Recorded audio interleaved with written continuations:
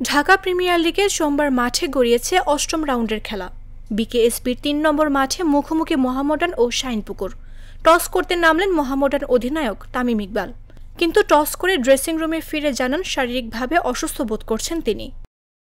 এর কিছুক্ষণের মধ্যে অবস্থা খারাপ হতে থাকে। অবস্থা বেগতিক দেখে দ্রুত স্থানীয় কেপিজে হাসপাতালে নেওয়া হয় তামিমকে।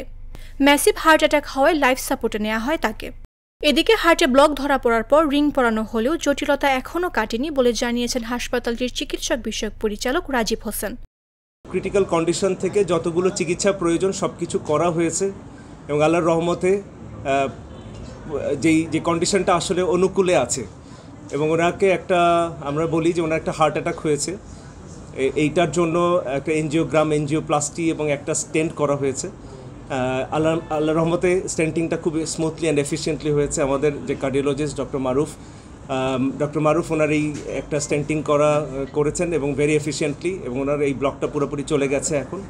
বাট অবশ্যই আমরা যেমনটা বলছিলাম যে একটু ক্রিটিক্যাল কন্ডিশনে ছিল, স্টেন্টিংয়ের পরেও এখনও উনি অবজারভেশনে আছেন এবং ক্রিটিক্যাল কন্ডিশনে এখনও কাটেনি, এটা একটু সময় লাগবে। তবে সবার কাছে দোয়া চেয়ে তামিমকে নিয়ে আসার কথাও শুনিয়েছেন চিকিৎসক। আমরা হোপফুল যে উনি আসলে ভালো হয়ে আমাদের মাঝে আবার ফিরে আসবেন। আপনারা সবাই দোয়া করবেন আমাদের প্রিয় মানুষটা যেন আমাদের মধ্যে ফিরে আসে। এদিকে জ্ঞান ফিরেছে তামিমের, কথা বলছেন তার পরিবারের সঙ্গে। তামিমের অসুস্থতার খবরে খোঁজ নিয়েছেন প্রধান উপদেষ্টা ডক্টর মোহাম্মদ ইউনুস।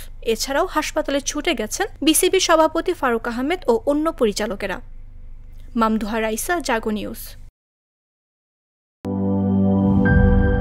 মাঠের অলরাউন্ডার আমি, আর ঘরের অলরাউন্ডার টাইলক্স।